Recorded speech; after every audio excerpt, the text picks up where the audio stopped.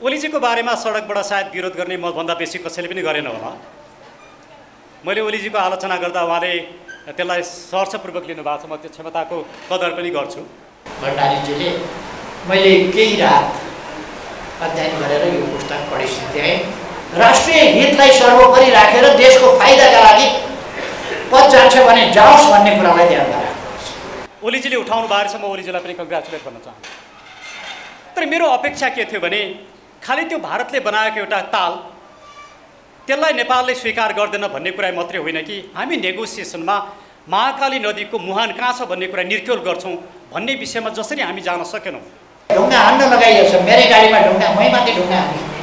र म पहिलोचोटि ओलीजीलाई पनि धन्यवाद दिन चाहन्छु। उहाँले महाकालीमा यसको मुहान कहाँ हो भनेर खोज्नुभएछ। म तपाईँलाई ताली बजाइदिन अनुरोध गर्छु। थुप्रै घटना छन्। एउटा घटना जसले मलाई सधैँ टच हुन्छ। एकजना मान्छेलाई मृत्युदण्ड दिन लागि हुन्छ अनि मान्छेको भिड हुन्छ। उनलाई त्यो भिडभन्दा पनि त्यहाँ उपस्थित मान्छेहरूले कस्तो पर्सेप्सन देखाएका छन्, उनीहरूको आँखा कसरी हेरिरहेको छ, उनीहरूको अनुहार कस्तो छ, उनीहरूको ड्रेसअप कस्तो छ, उनीहरूको हावभाव कस्तो छ, र त्यो घटनालाई कसरी पर्सिभ गरिराखेका छन्, त्यो कुरालाई बहुत राम्रोसँग चित्रण गर्छन्। लाग्छ कि त्यो चार्ल्स डिकिन्सको त्यो पढ्दाखेरि म आफै पनि त्यही ठाउँमा छु। डाक्टर ढुङ्गेलले यस्तो एउटा कम्प्लेक्स आइडियालाई पनि त्यसरी नै चित्रण गर्नुभएको छ, एउटा मिररको रूपमा। नेपालको पानीको सदुपयोग हामीले गर्न पाएनौँ, हामीले गरेनौँ। हामीलाई पनि हुनुपर्थ्यो, हामीले मात्रै गर्नुपर्छ भन्ने होइन। तपाईँहरूलाई थाहा छ नाकाबन्दीका बेला नाकाबन्दी लागेपछि मैले उत्तरतिरबाट पनि ट्रान्सपोर्ट ट्रान्जिट एग्रिमेन्ट गरेँ। त्यसपछि मैले प्रधानमन्त्रीबाट हट्नुपर्छ, मलाई हटाइन्छ, यो मलाई थाहा थियो। लिपियाधुरा लिपुले कालापानी सहितको नेपालको भूभाग, त्यो नेपालको भूभाग हो, हामी अर्गेनाइज गर्न चाहँदैनौँ। मैले भने राष्ट्रिय हित गर्दाखेरि अन्यायपूर्ण ढङ्गले राष्ट्रको पक्षमा अन्यायपूर्ण दाबी गर्न सकिँदैन। प्रधानमन्त्रीबाट हट्नु परेकोमा फेर छैन, तर देश जता जाँदैछ, जता लगिँदैछ त्यस कुरामा फेर छ। नेपालीले त ज्यान दिएर यो देश बनाएका हुन्, नेपालीले ज्यान दिएर यो देशको रक्षा गरेका हुन्। एमसिसी सम्झौता, म सरकारमा जानभन्दा अगाडि एउटा गठबन्धन सरकार थियो, त्यसले एमसिसी सम्झौता गर्यो। देशलाई आमा किन भन्छौँ हामी? त्यसै कारण त्यसकारण कहिले कहिले बाहिर गइन्छ होला, कहिले कहिले पढ्न बाहिर गइन्छ होला, कहिले कहिले काम गर्न बाहिर गइन्छ होला। आमा नभएका बेला कुकुरो हल्लाइदिने पल्ला घरकी दिदी भेटिन्छ होला कहिले कहिले एकछिनका लागि, तर आमा आमा। वाटर पोलिटिक्स, पानीमा कसरी राजनीति हुन्छ र हामी कसरी नेगोसिएसन गर्छौँ। सायद मलाई उहाँले एउटा इन्टरनेसनल लको विद्यार्थी भएको कारणले रिभ्यू गर्नको लागि रिक्वेस्ट गर्नुभयो जस्तो लाग्छ। यसमा इन्टरनेसनल लका थुप्रै पक्षहरू पनि छन्, तर चाखलाग्दो विषय के छ भने डोनरहरूले कसरी हाम्रो वाटर रिसोर्सेसलाई हेर्छन्, हाम्रा छिमेकीले कसरी हेरेका छन्, हाम्रो आफ्नै राजनीतिक ह्युमन रिसोर्सेस लिडरसिप ब्युरोक्राट्सले कसरी हेर्छ, कसरी बुझ्छ। अनि डकुमेन्ट्स तयार गर्दाखेरि शब्द शब्दमा मन्त्री राणाज्यूले शब्द शब्दमा पनि त्यसलाई सुधार्ने प्रयास गर्नुभएको छ। यति माइनर कुराहरूदेखि लिएर धेरै कुराहरू आएका छन्।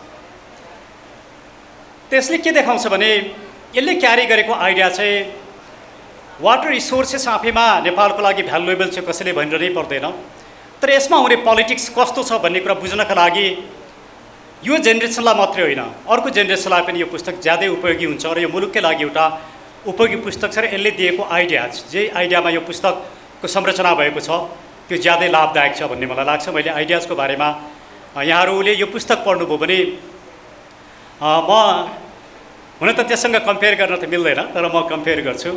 चार्ल्स डिकेन्सको a tale of two cities भन्ने एउटा पुस्तक छ। त्यो पुस्तकमा उनले एउटा घटना, थुप्रै घटना छन्, एउटा घटना जसले मलाई सधैँ टच हुन्छ। एकजना मान्छेलाई मृत्युदण्ड दिन लागि हुन्छ अनि मान्छेको भिड हुन्छ। उनलाई त्यो भिडभन्दा पनि त्यहाँ उपस्थित मान्छेहरूले कस्तो पर्सेप्सन देखाएका छन्, उनीहरूको आँखा कसरी हेरिरहेको छ, उनीहरूको अनुहार कस्तो छ, उनीहरूको ड्रेसअप कस्तो छ, उनीहरूको हावभाव कस्तो छ र त्यो घटनालाई कसरी पर्सिभ गरिराखेका छन्, त्यो कुरालाई बहुत राम्रोसँग चित्रण गर्छन्। लाग्छ कि त्यो चार्ल्स डिकिन्सको त्यो पढ्दाखेरि म आफै पनि त्यही ठाउँमा छु। डाक्टर ढुङ्गेलले यस्तो एउटा कम्प्लेक्स आइडियालाई पनि त्यसरी नै चित्रण गर्नुभएको छ, एउटा मिररको रूपमा हामीले त्यसलाई हेरिराखेका छौँ। त्यसले मलाई लाग्छ यो पुस्तक पढ्दाखेरि धेरै ठुलो पुस्तक छ। मलाई 1032 पेजेसको किताब पढ्न धेरै टाइम लाग्छ जस्तो लागेको थियो मेरो आफ्नै व्यस्तताले पनि, तर मैले 2-3 रात बसेर यसलाई पढेर खुबै आनन्द लाग्यो। त्यसैले म यो किताबको धेरै ठुलो महत्त्व छ भन्ने मलाई लाग्छ आइडियाजको किसिमले। जहाँसम्म यसको स्टाइल छ, यो स्टाइल पनि आफैमा धेरै राम्रो स्टाइल छ। डाक्टर ढुङ्गेलले जसरी लेख्नु भएको छ म त्यसरी लेख्न सक्दिनँ।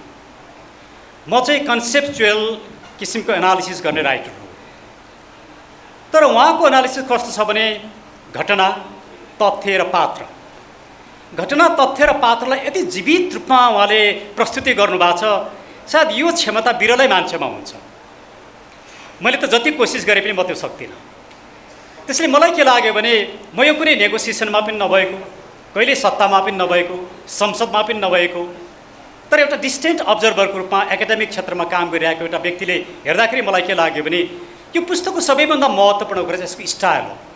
उहाँले जसरी यसलाई लजिकल सिक्वेन्समा राख्नु भएको छ, तिथि मिति घटना जसरी चित्रण गर्नुभएको छ, यो हामी सबैका लागि ज्यादै पाठ सिक्नुपर्ने खालको छ। आफैमा यो एउटा यसको स्टाइल एकाडेमिक छँदैछ, लजिकल छँदैछ, तर पाठकहरूलाई, सामान्य पाठकहरूलाई पनि यो पढौँ लाग्ने खालको छ। यसमा धेरै पढेर होइन मैले यो चिज चाहिँ अब पढिनँ मलाई बोर लाग्यो भन्ने किसिमको छैन, जति पढ्यो त्यति बेसी चाखलाग्दो छ। सायद यहाँ यो चाखलाग्दो कसरी पनि भएको छ भने म ओलीजीको बारेमा एउटा घटना दिन्छु। ओलीजीको बारेमा सडकबाट सायद विरोध गर्ने मभन्दा बेसी कसैले पनि गरेन होला। मैले ओलीजीको आलोचना गर्दा उहाँले त्यसलाई सहर्षपूर्वक लिनुभएको छ, म त्यो क्षमताको कदर पनि गर्छु। ओलीजीको बारेमा एउटा कुरा लेखिएको छ, महाकाली नदीको मुहान चाहिँ कहाँ हो भनेर उहाँले आफ्नो प्रतिवेदनमा सोध्नु भएको छ। त्यो बेला प्रतिवेदन राणाजीलाई बुझाउनु भएको छ। म यही कुराको खोजीमा थिएँ, कसैले यो कुरा सोधे कि सोधेन होला। सुगौली सन्धिको त्यो प्रावधानलाई हेरेर यो विषय कसैले उठायो कि उठाएन होला। ओलीजीले उठाउनु भएको छ, म ओलीजीलाई पनि कङ्ग्रेचुलेट गर्न चाहन्छु। तर मेरो अपेक्षा के थियो भने खालि त्यो भारतले बनाएको एउटा ताल त्यसलाई नेपालले स्वीकार गर्दैन भन्ने कुरा मात्रै होइन कि हामी नेगोसिएसनमा महाकाली नदीको मुहान कहाँ छ भन्ने कुरा निर्क्योल गर्छौँ भन्ने विषयमा जसरी हामी जान सकेनौँ, त्यसले हाम्रो political leadership, political mindset, bureaucracy र हामी नेपालीहरूलाई अध्ययन गर्ने एउटा ठुलो मद्दत गर्छ। त्यसले यो जुन किसिमले जुन स्टाइलमा यो कुराहरू राखिएको छ लेखकले, त्यो ज्यादै प्रशंसनीय छ। त्यस पछाडि म यो पुस्तकमा भएको यसको उपयोगिताको बारेमा आउँछु र त्यस पछाडि कमी कमजोरी मेरो दृष्टिकोण म अन्तिममा राख्छु। यो पुस्तकको उपयोगिता सबभन्दा पहिला त मलाई लाग्छ ओलीजीबाटै यो सुरु हुन्छ। उहाँहरूले त्यो बेलाको इतिहास आफ्नो बारेमा के लेख्या रहेछ, राणाजीले के लेख्या रहेछ भन्ने कुरा छर्लङ्ग बुझ्न पाउनुहुन्छ। यहाँ लोहरीजी हुनुहुँदो रहेछ, उहाँको बारेमा पनि धेरै कुरा छन्। प्रत्येक व्यक्ति र घटनाको बारेमा सशक्त रूपमा राखिएको छ। यो प्रत्येक विद्यार्थीको लागि आफ्नो पुस्तकालयमा हुनुपर्ने पुस्तक छ। प्रत्येक पब्लिक लाइब्रेरीले, प्राइभेट लाइब्रेरीले र एउटा इन्डिभिजुअलले अध्ययन गर्नुपर्ने पुस्तक छ। यो आफैमा एउटा हिस्टोरिकल डकुमेन्ट छ। यस्तो किसिमको डकुमेन्ट बिरलै पाइन्छ। त्यसैले मलाई के लाग्छ भने सायद डाक्टर ढुङ्गेलले लामो समयदेखिको प्रयास छ, तर कोभिड डाक्टर ढुङ्गेलको लागि ज्यादै लाभदायक भयो जस्तो लाग्छ, किनभने त्यो कोभिडमा उहाँ फोकस भएर काम गर्न पाउनुभयो। मैले कोभिडलाई धन्यवाद दिन खोजेको होइन, तर डाक्टर ढुङ्गेलले जुन समय पाउनुभयो, जसरी मेहनत गर्नुभयो, त्यस ज्यादै लाभप्रद रह्यो। यसको उपयोगिता नहुने कोही पनि छैन, विद्यार्थीदेखि लिएर रिसर्चर, प्राध्यापक र खास गरिकन जजेसहरूलाई पनि यो ज्यादै उपयोगी छ। मैले एउटा कुरा यहाँ भन्नै पर्ने हुन्छ, मैले यो मुलुकमा ज्यादै कम मान्छेलाई आदर गर्छु। म आदर सबैलाई गर्छु, तर धेरै आदर बहुत कम मान्छेलाई गर्छु, किनकि त्यो व्यक्तिको मुलुकप्रतिको कमिटमेन्ट के छ र भन्ने कुरालाई हेर्छु। विश्वनाथ उपाध्यायजी पूर्व प्रधान न्यायाधीश मेरो ज्यादै आदरणीय व्यक्तित्व, तर म यो किताब पढ्दाखेरि म छर्लङ्ग खसेँ। यो महाकाली सन्धिको विषयमा विश्वनाथजीसँग पनि कन्सल्टेसन गरिएको रहेछ एउटा प्रधान न्यायाधीश, र प्रधान न्यायाधीशले आफ्नो ओपिनियन दिनुभएको रहेछ। यो जुडिसियल इन्टिग्रिटी र जुडिसियल इन्डिपेन्डेन्सको एकदमै अगेन्स्ट छु। र मन्त्रीज्यूहरूले उहाँलाई फोन गर्नुभएको छ, मान्छे पठाइएको छ, कुराकानी भएको छ। म अमेरिकाको एउटा घटना दिन्छु। न्यू डेलमा पार्लियामेन्टले ल बनाउँथ्यो, अदालतले खारेज गरिदिन्थ्यो। पार्लियामेन्ट, सरकार र अदालतको बिचमा ठुलो युद्ध नै चल्यो। एक दिन राष्ट्रपतिले न्यायाधीशहरूलाई फोन गरेर भोजमा बोलाउने भए, फोन गरे। त्यस पछाडि न्यायाधीशहरूले स्ट्रिक्चर नै जारी गर्नु पर्यो, न्यायाधीशलाई पोलिटिसियनले फोन गर्न पाइँदैन भनेर। यसरी एउटा जुडिसियरीको इन्डिपेन्डेन्स बचाइएको। हाम्रोमा यतिसम्म विश्वनाथजी जस्तो व्यक्तिले पनि यो ख्याल गरिदिनु भएको कुरै नरहेछ। यसले के देखाउँछ भने हाम्रा अर्ग्यानहरू, स्टेटका अर्ग्यानहरू कसरी चलेका छन् भन्ने बुझ्न पनि यो किताब ज्यादै महत्त्वपूर्ण छ। अब यसका केही कमी कमजोरीहरू मैले औँल्याउनै पर्ने हुन्छ। धेरै ठुलो कमी कमजोरी छैनन्, तर टाइपोजमा कहीँ जस्तो अनुसूचीलाई हेर्नुभयो भने अनसूची लेखेको छ टाइटलमा, तल अनुसूची छ। यी सानो टाइपोज हुन्। ठुल्ठुला किताबहरूमा, धेरै ठुला विद्वानका किताबहरूमा पनि टाइपोज हुन्छन्। मेरो आफ्नो पुस्तकमा त धेरै टाइपोज छन्। त्यसैले मैले यसलाई धेरै ठुलो मिस्टेक ठानेको छ, तर टाइपोज अर्को एडिसनमा सुधार्न सकियो भने राम्रो हुन्छ भन्ने मलाई लाग्छ। दोस्रो, म जस्तो कमजोर आँखा भएको व्यक्तिलाई त्यो अनुसूची, सन्दर्भ सामग्रीहरू, खास गरी अनुसूची पढ्न म ज्यादै लालच छु। तर त्यो अनुसूचीका फन्टहरू साह्रै सानो छन्। त्यसलाई रिटाइप गरिएको पनि, त्यो रिटाइप पनि गरेर जुन डकुमेन्ट थियो त्यही डकुमेन्टबाट स्क्यान गरेर ल्याएर राखियो। सायद यो यो पब्लिसरहरूको केही कमी कमजोरी होला। त्यसैले यसलाई सुधार्न सकिएको भए यो पुस्तकको जुन ब्युटी छ त्यो ब्युटी अझै बढ्थ्यो भन्ने मलाई लाग्छ। मैले यसको कमी कमजोरीको बारेमा यति नै राखेँ र अन्तिममा यो पुस्तकको बारेमा मेरो दृष्टिकोण ज्यादै छोटो छ। मेरो दृष्टिकोण के हो भने यस्तो पुस्तक बिरलै लेखिन्छ। यस्तो पुस्तक लेख्नको लागि ज्यादै ठुलो डिटर्मिनेसन चाहिन्छ। म केही समय अगाडि डाक्टर ढुङ्गेललाई भनिरहेको थिएँ, नेपालमा त एउटा राम्रो रिसर्च इन्स्टिट्युसन पनि छैन। प्रत्येक मुलुकको विकासमा रिसर्च इन्स्टिट्युसनले ठुलो भूमिका खेल्छन्। यो डाक्टर ढुङ्गेलको पुस्तक आउनको लागि यो करोडौँ रुपियाँ खर्च गरेर रिसर्च गरिनुपर्ने पुस्तक एक्लै लेख्नु भएको छ, घरमा बसेर लेख्नु भएको छ। यति ठुलो मेहनत यो उमेरमा। हुन त मैले कहिलेकाहीँ मभन्दा पनि यङ ठान्छु उहाँको जोस, जाँगर, उहाँको अनेस्टीलाई हेर्दाखेरि। तर जुन मेहनत गर्नुपर्ने भयो, खास गरिकन म युवा साथीहरूलाई र म आफैलाई पनि सिक्न धेरै लायक भएको छ। मेहनत गरेर डाक्टर ढुङ्गेलबाट सिकौँ र उहाँको जुन निष्ठा छ, जुन क्ल्यारिटी छ, जुन प्रष्टता छ, त्यो प्रष्टता यसमा देखिन्छ। त्यसैले यो पुस्तकको जुन ऐतिहासिक महत्त्व छ, राजनीतिक महत्त्व छ, वाटर रिसोर्सेसको लागि मात्रै यो महत्त्व छैन, अरू क्षेत्रको लागि पनि महत्त्व छ, हामी जस्ता लयर र न्यायाधीशहरूको लागि पनि महत्त्वपूर्ण छ। त्यसैले एउटा ज्यादै राम्रो मुलुककै हितको लागि एउटा पुस्तक आएको छ र म डाक्टर ढुङ्गेलका योभन्दा अगाडिका पुस्तकहरू पनि छन्। काली रिभरको बारेमा एउटा पुस्तक आउँदैछ, म पनि उहाँसँग सँगै काम गर्दैछु। तर मलाई के लाग्यो यो पुस्तक पढिसके पछाडि भने डाक्टर ढुङ्गेलले नेपालका भेरी फ्यु ह्यान्डफुल इन्टलेक्चुअल्सहरूको श्रेणीमा आफूलाई राख्नुभयो। त्यसको लागि म जेलस छु। सायद मैले बहुत धेरै मेहनत गर्दा पनि त्यहाँ पुग्न सक्दिनँ होला, तर म I am jealous to you doctor Dhungel. र म तपाईँसँग काम गर्नको लागि लालच छु र उहाँ जस्तो व्यक्तिलाई हामी सबैले एकचोटि कर्तल ध्वनिका साथ ताली बजाएर धन्यवाद दिउँ। र म पहिलोचोटि ओलीजीलाई पनि धन्यवाद दिन चाहन्छु। उहाँले महाकालीमा यसको मुहान कहाँ हो भनेर खोज्नुभएछ। म तपाईँहरूलाई ताली बजाइदिन अनुरोध गर्छु। धन्यवाद। प्रश्न रह्यो चक्रव्यूहमा नेपालको जलस्रोत। अलिकति हामी अलिक बढी फोकस हुनै पनि पर्छ ऊर्जा क्षेत्रमा। जलस्रोतको ऊर्जामा परिणत गर्ने कुरा, जलस्रोतलाई ऊर्जामा परिणत गर्ने कुरा र त्यसको राष्ट्रिय हितमा सदुपयोग हुने वा समुचित प्रयोग हुने कुरा महत्त्वपूर्ण विषय हो। तर जलस्रोतभन्दा ऊर्जासँग मात्रै सम्बन्धित हुँदैन, यो सिँचाइसँग पनि सम्बन्धित छ। सिँचाइसँग पनि सम्बन्धित छ र हामीले आफूले सदुपयोग गर्ने कुरामा सिँचाइको पक्ष,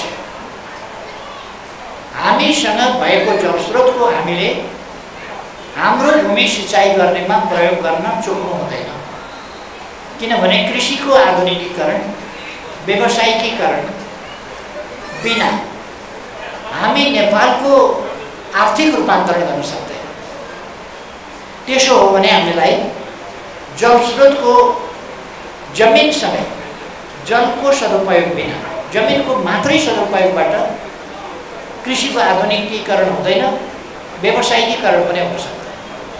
त्यसकारण जमिन हामीसँग अत्यन्तै राम्रो जमिन छ, हावापानी हामीसँग अत्यन्तै राम्रो छ, जलस्रोत पनि हामीसँग छ, खोला छन् तर सिँचाइ छैन। हाम्रा समस्या ती छन्, खोला छन् सिँचाइ छैन, मान्छे छन् काम छैन, युवा छन् रोजगारी छैन, युवा छन् उद्यमशीलता छैन,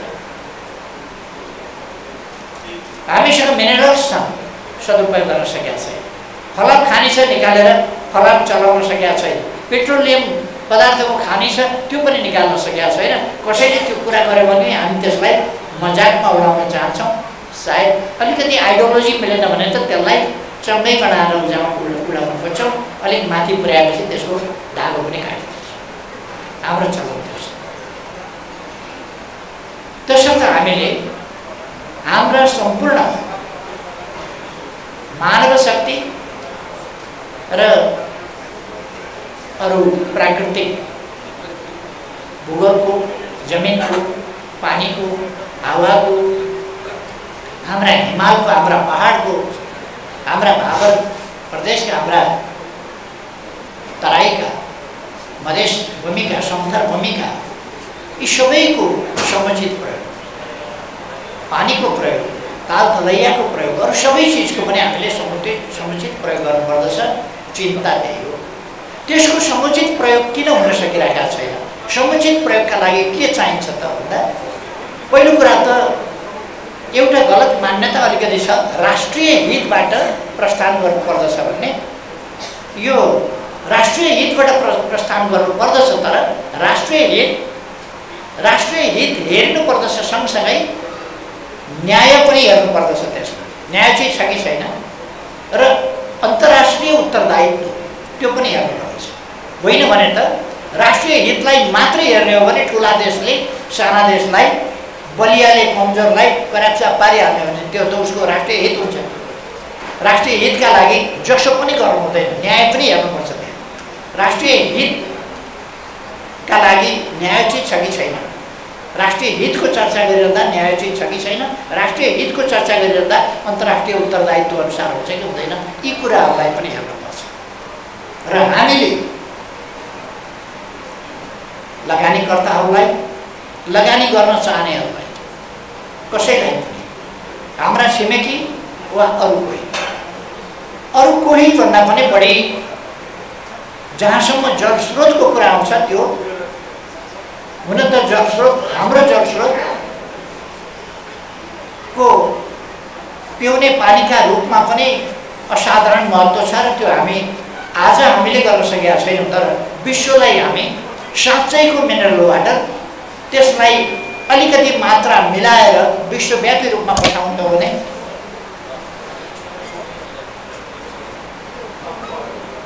विश्वव्यापी रूपमा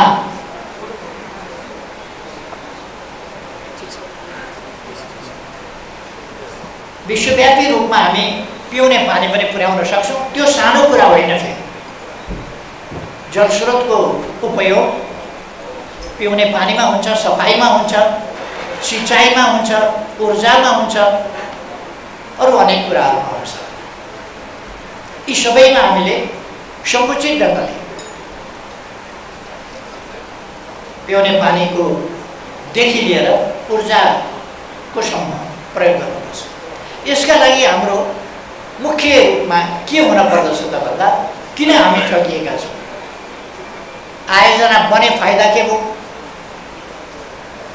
गण्डक आयोजना बन्यो पानीको 11 सालमै गण्डक आयोजना सहमति भयो होला, त्यसपछि त्यो बन्यो होला।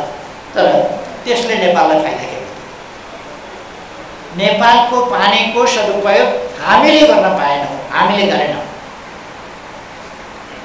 हामीलाई पनि हुनुपर्थ्यो, हामीले मात्रै गर्नुपर्छ भन्ने होइन। हामीलाई पहिलो त हाम्रा नदीमा त हाम्रो उपयोग, हाम्रा लागिको उपयोग पहिलो हुनुपर्थ्यो। त्यसपछि कोशी प्रोजेक्ट बन्यो, कोशीमा कसलाई फाइदा भयो भन्दा हामीलाई चाहिँ फाइदा भयो,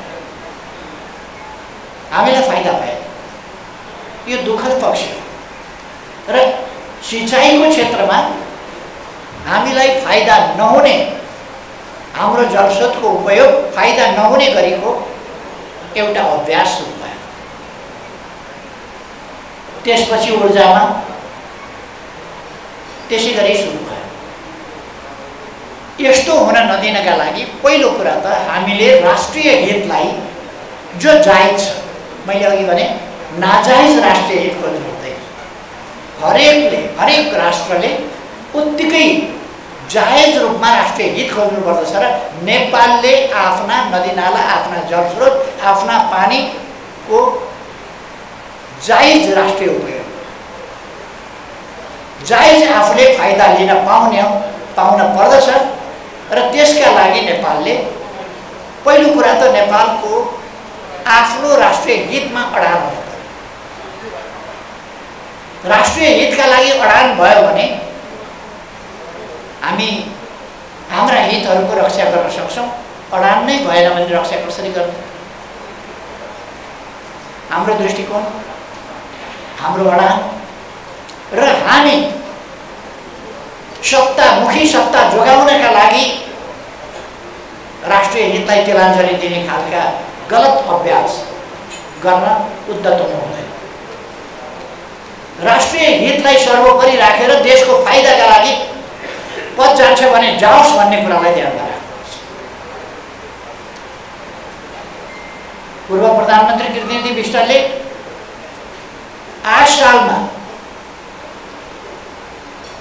मातृका प्रसाद कोइरालाजी भारत गएर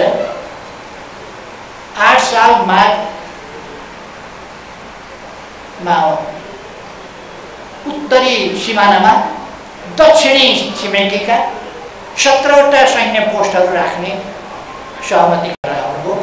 त्यो कुरालाई कृष्णदेव विष्टले 26 सालमा हटाउनुभयो। हटाए बापत उहाँको प्रधानमन्त्रीत्व गयो। थाहा थियो उहाँलाई प्रधानमन्त्रीत्व जान्छ भन्ने कुरा, तर उहाँले प्रधानमन्त्रीत्व जाओस् तर यो ठिक भएन भनेर उत्तरका चेकपोस्टहरू हटाउनु। यो 1952 जनवरीको कुरा थियो। 1952 जनवरीमा भएको सन्धि थियो, सम्झौता थियो। र पछि 26 साल भने मैले यो अङ्ग्रेजीमा कति र 1962 मा कालापानीमा फेरि टुकडी राखिएको थियो। पछि 10 वर्षपछि त्यो कुरा कृष्णदेव विष्ट प्रधानमन्त्री भयो भने उहाँलाई पनि थाहा भएन, कसैले चर्चा गरेन। सहमति सम्झौता भएर आएका 17वटा शिविर फिर्ता गराइए भने बिना सहमति आएका शिविर पनि फिर्ता कृष्णदेव विष्टले जरुर पत्राचार गर्नुहुन्थ्यो, फिर्ता पठाउनुहुन्थ्यो, तर त्यो भएन।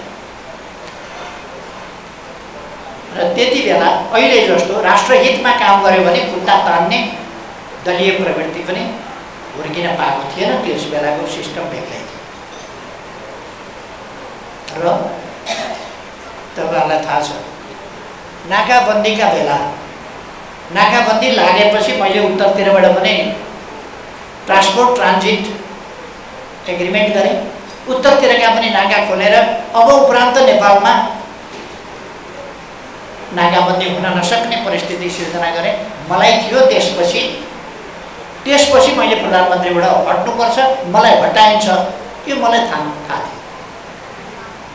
भयो त्यस्तै म फर्केर आएपछि उद्योग सुरु भयो र केही महिनाभित्र उद्योग सफल भयो। त्यसपछि लिम्बियाधुराको अहिले कुरा आयो। लिम्बियाधुरा लिपुले कालापानी सहितको नेपालको भूभाग, त्यो नेपालको भूभाग हो, हामी अर्गेनाइज गर्न चाहँदैनौँ।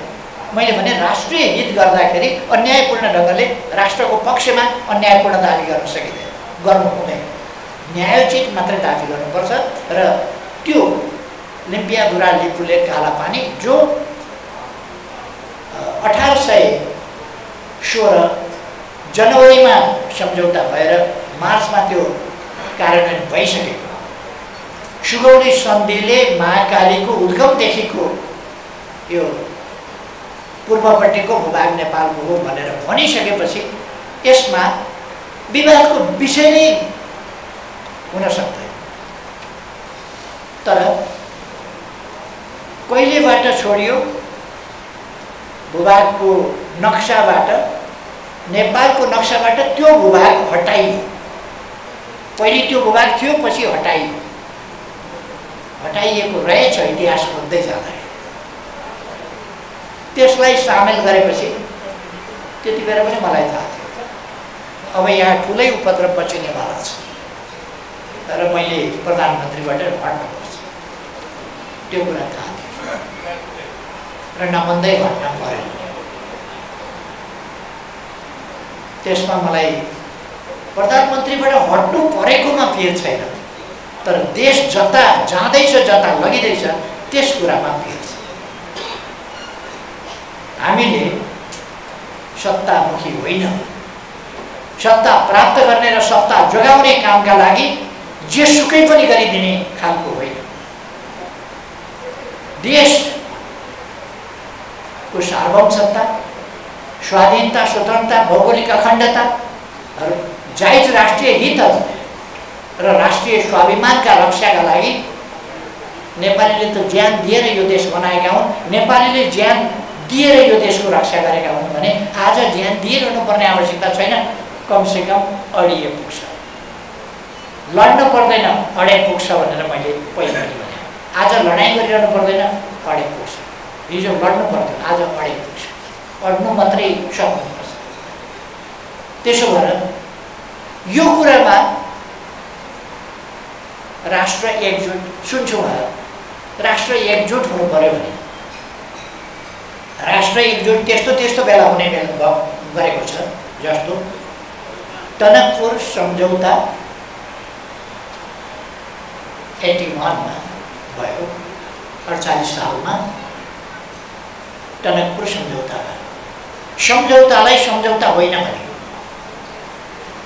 त्यहाँ बहसमै के हो भने दिल्लीमा बहसमै कुरा भयो कि तपाईहरुको संविधानमा धारा 126 छ, त्यसले संसदको 2/3 चाहिन्छ भनेको छ। त्यसकारण त्यो 126 धारालाई ध्यानमा राखेर तपाईहरु एग्रिमेन्ट गर्नुहोस् भनेपछि सम्झौतै नभनौँ न, सन्धि सम्झौता नभनेर समझदारी भनेपछि त समझदारीमा त आकर्षित हुँदैन।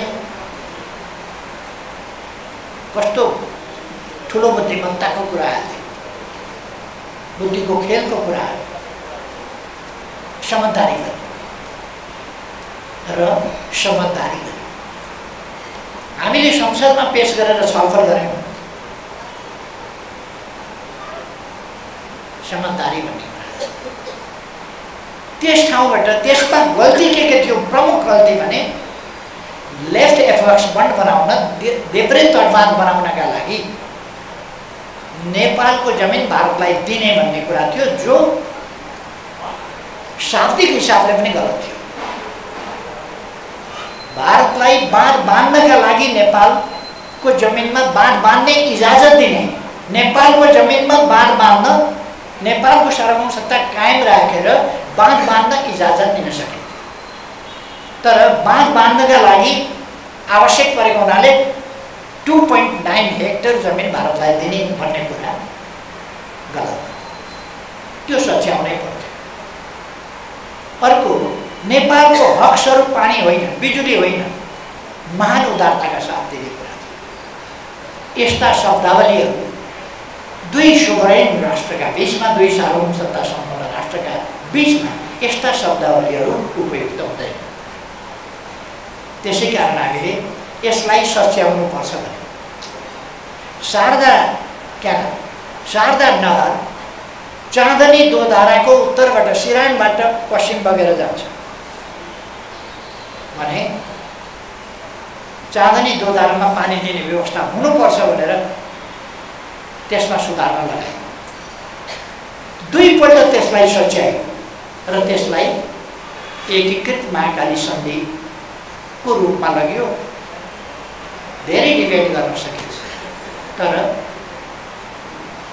आधा आधा लगानी तल्लो तटीय राष्ट्रले प्राप्त गरेको लाभ समेत काउन्ट गरेर भारतले लगानी गर्नुपर्ने तल्लो तटीय राष्ट्रको हिसाबमा यस सम्बन्धमा केही त्यस बेला पनि चर्चा नभएका विषयहरू रहेछन्। धेरै अगाडिदेखि तल्लो शारदा नहर पनि चलिराखेको रहेछ, त्यति बेला चर्चामा आयो, जसले गर्दाखेरि कन्जम्प्टिभ वाटर भनेको के हो भन्ने कुरा चाहिँ प्रशस्त छलफल हुन पाएन। कतिपय ल्याप्सेस रहे, तर त्यसले कबुल गरेको छैन कि त्यसलाई मान्यता दिन्छु भनेर कबुल गरेको छैन। आधा पानीमा क्लेम गरेको छ, जति बोल्नुहुन्छ जति पानी हो त्यसको आधा पानी नेपालको, त्यसलाई इस्ट्याब्लिस गरेको छ।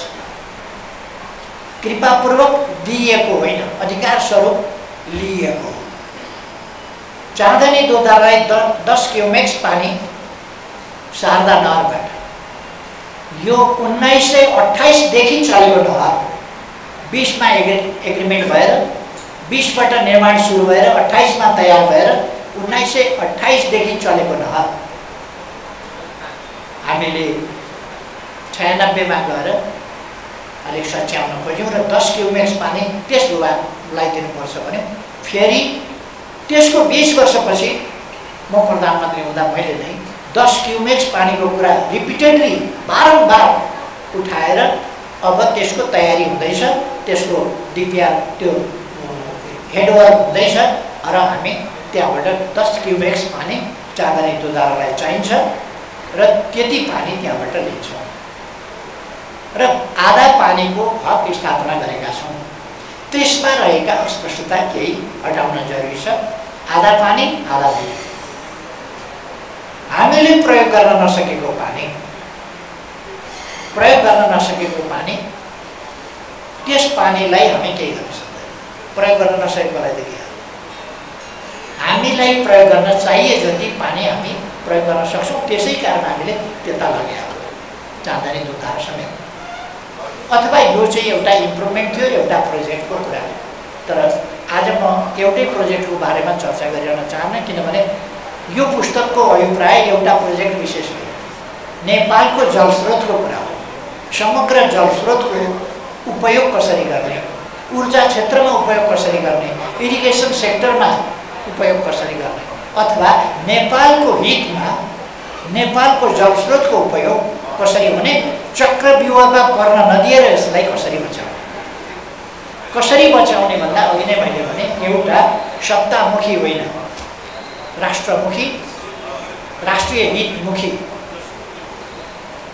प्रवृत्ति हुनुपर्छ। हामी एउटा स्वतन्त्र सार्वभौम देश हौँ र हामी हाम्रा सबै प्राकृतिक स्रोतहरूको उपयोग गर्न, आफ्नो ढङ्गले उपयोग गर्न स्वतन्त्र छ।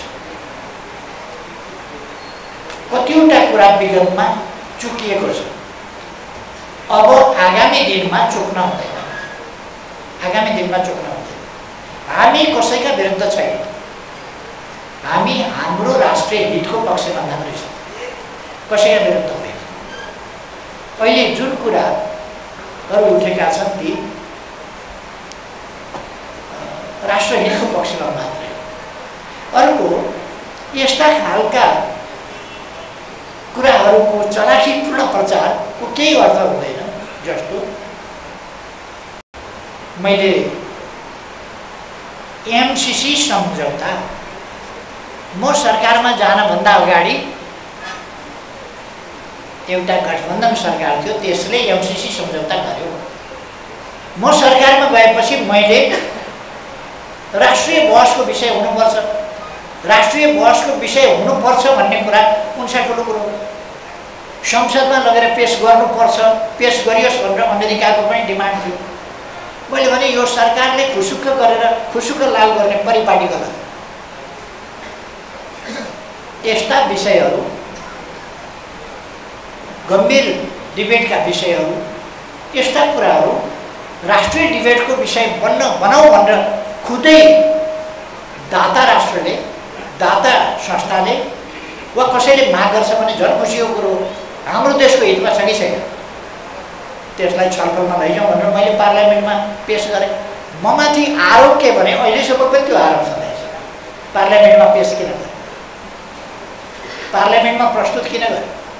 सरकारले सुटुक्क गर्न अगाडि बढाएकै थियो, सम्झौता भएकै थियो। पार्लियामेन्टमा पेस गरेर यो सबै बगड्डा भयो, पार्लियामेन्ट बगड्डा गर्ने थलो हो र छलफल गरेर लैजाउँ। अनि बाहिर बाहिर उफ्रिने भित्रभित्र पत्र लेख्ने खालका द्वैध चरित्र नदेखाउँ। सत्तामुखी प्रवृत्ति भएन। सेप्टेम्बर 29मा प्रधानमन्त्री र अर्को सत्ता पक्षीय सिनियर नेताले लेख्ने, एमसिसीलाई पत्र लेख्ने, जोइन्ट लेटर एमसिसीलाई, प्रधानमन्त्री र अर्को प्रमुख नेताले एमसिसीलाई जोइन्ट लेटर लेख्ने, 5 महिनाको म्याद दिनुहोस् हामीलाई, राज्यको ढिकुटी खर्च गरेर मान्छेलाई लटपट्याउँछौँ हामी र पास गर्छौँ। भाषा अलिकति फरक पर्या होला, शब्द भावार्थ यही हो। भाषामा अलिकति फरक पर्या होला, भावार्थ चाहिँ यही हो। त्यही भनिहाल्छ। र बाहिरपट्टि फेरि अर्कै चलाइएको छ। सडक भत्काउन लगाइएको छ, ढुङ्गा हान्न लगाइएको छ। मेरै गाडीमा ढुङ्गा, मै माथि ढुङ्गा हाने बाहिर बाहिर। अनि भित्र मैले त्यस बेला भनेको थिएँ, बाहिर सडकमा उत्पात मचाउने मित्रहरूले अघिल्लो पङ्क्तिमा बसेर हात बकाइदा उठाएर हुन्छ हुन्छ भनेर पास गर्छौँ। यो द्वैत चरित्र हो। यस्तो खालको चरित्रहरू देखाउनु हुँदैन भनेर मैले भने। हामी हाम्रो राष्ट्रिय हितहरूप्रति यो शाब्दिक लिप सर्भिस हुन्छ नि, राष्ट्रिय हित लिप सर्भिसले हुँदैन। राष्ट्रिय हित राष्ट्रप्रतिको इमान्दारिता, राष्ट्रप्रतिको इमान्दार अडान, त्यसबाट मात्रै राष्ट्रको हित हुन सक्छ। त्यसकारण यो सबै पुस्तकको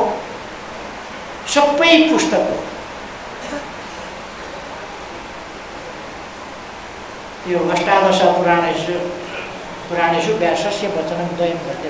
व्यासका वचन त अष्टादश पुराणमा वचनद्वयं थिए। यहाँ त 1032 पृष्ठस्य पुस्तकस्य वचनं किम् भन्दा चक्रव्यूहमा एक शब्द, चक्रव्यूहमा नेपालको जलस्रोत चक्रव्यूह। यो चक्रव्यूहमा भन्ने शब्दले नै यो सिङ्गै पुस्तकको पीडा, यो पुस्तक इतिहास मात्रै छैन, पीडा पनि छ। यस पुस्तकले आग्रह पनि गरेको छ। यस पुस्तकले नेपालीहरूको देशभक्तिको भावनाका लागि विनम्र आग्रह गरेको छ।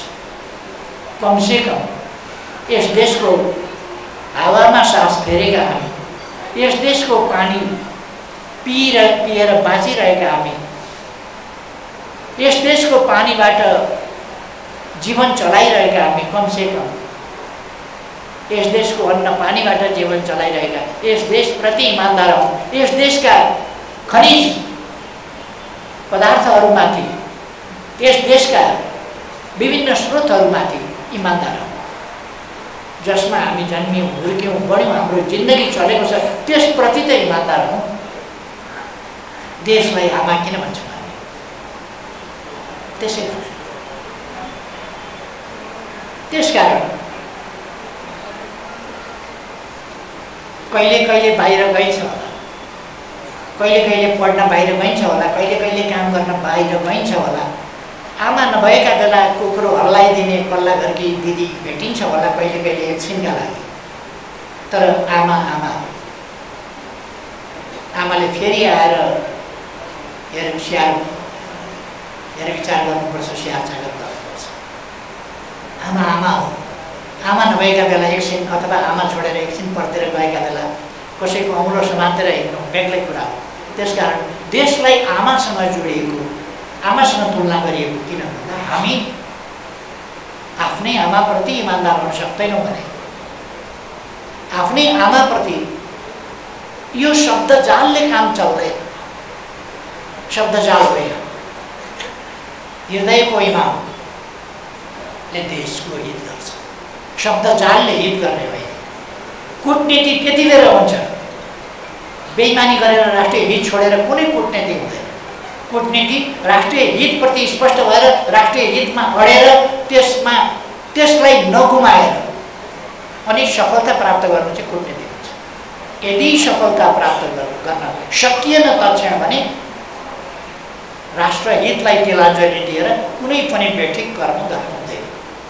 अहिले नगर भोलि गर्नु, तर अहिले चुक्नु हुँदैन, कहिल्यै पनि चुक्नु हुँदैन।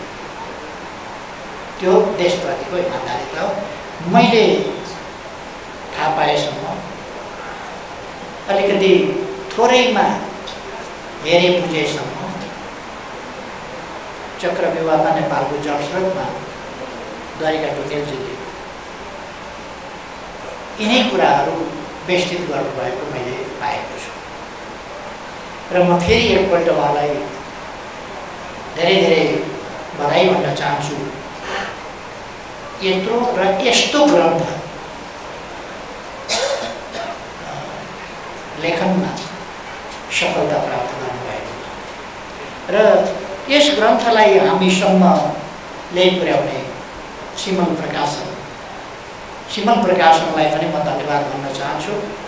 सिमल प्रकाशनले प्रकाशित नगरिदिएको भए अरू पनि प्रकाशक हुन्थे कि, तर ढिलो हुन्थ्यो होला, पछि हुन्थ्यो होला, के हुन्थ्यो होला। कतिपय ग्रन्थहरू त धुलामै पुरिएर बसेका छन् उपयुक्त प्रकाशक नहुँदा। त्यसकारण म सिमल प्रकाशनलाई पनि धेरै धेरै धन्यवाद भन्न चाहन्छु। यो विशाल ग्रन्थ र साह्रै महत्त्वपूर्ण ग्रन्थ। यसका दुईटा पक्ष छन्। यो विशाल छ, त्यो आफ्नो ठाउँमा छ, तर योभन्दा महत्त्वपूर्ण कुरो त्यसमा उठाइएका विचारहरू, विषयहरू विशाल छन्। विशाल विषयवस्तु र विशाल विचारहरू सहित यो जे ल्याइदिनु भएको छ त्यसका निम्ति प्रकाशनलाई पनि धन्यवाद भन्न चाहन्छु। र मैले टिप्पणीकर्ता साथीहरूका र शुभकामना मन्तव्य दिने साथीहरूका मन्तव्यहरू सुने उहाँहरूलाई पनि म धन्यवाद भन्न चाहन्छु। राम्रा टिप्पणीहरू, राम्रा मन्तव्यहरू साथीहरूले दिनुभएको छ। टिप्पणीकर्ता साथीहरूलाई विशेष धन्यवाद भन्न चाहन्छु। महत्त्वपूर्ण टिप्पणी र समालोचनात्मक टिप्पणीहरू, यत्रो पुस्तकको टिप्पणी 10-15 मिनटमा गर्नु सजिलो कुरा थिएन। उहाँहरूले अत्यन्तै पुस्तकको निष्कर्षको रूपमा यसको कुराहरूलाई समेट्नु भएको छ। म उहाँहरू सबैलाई धन्यवाद भन्न चाहन्छु। र त्यस्तो महत्त्वपूर्ण ग्रन्थको विमोचन समारोहमा उपस्थित सबै विद्वत वर्गमा धेरै धेरै धन्यवाद सहित शुभकामना सहित आफ्नो भनाइ टुङ्ग्याउँछु। धन्यवाद।